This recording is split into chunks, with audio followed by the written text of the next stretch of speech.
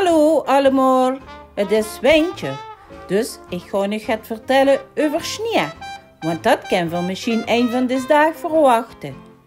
Sneeuwvlokje. In welgestelde kringen is het een watje en het dan niet voor zichzelf durft op te komen. Het is ook een albino gorilla met blonde haren. Het is een database om analyses te maken. Het is een bijnaam voor Ronald Koeman in Barcelona vanwege zijn blond haar. Maar wie zit dat nu met die sneeuwvlokken Boeta? Laten we beginnen met het verschil tussen een sneeuwkristal en een sneeuwvlok. Een sneeuwkristal is één.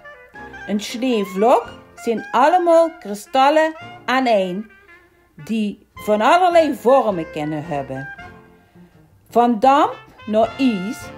Een sneeuwkristal ontstaat als koude waterdamp vastvries aan een stofdeeltje in de lucht.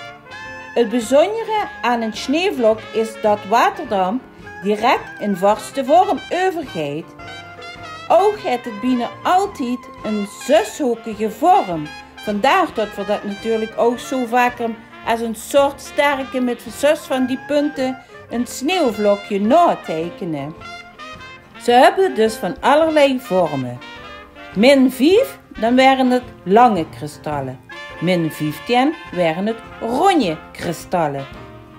En onderweg naar onder, als het vastvriest, dan ontstaan er vaak vertakkingen. Een soort arm, dat noemen ze dendrieten. Jeder sneeuwvlok is uniek. Eenmaal op de grond veranderen sneeuwvlokken nog immer. Door het gewicht van het sneeuwdek, de kou, de warmte, de wind, blijven sneeuwvlokken dus iedere keer van vorm veranderen.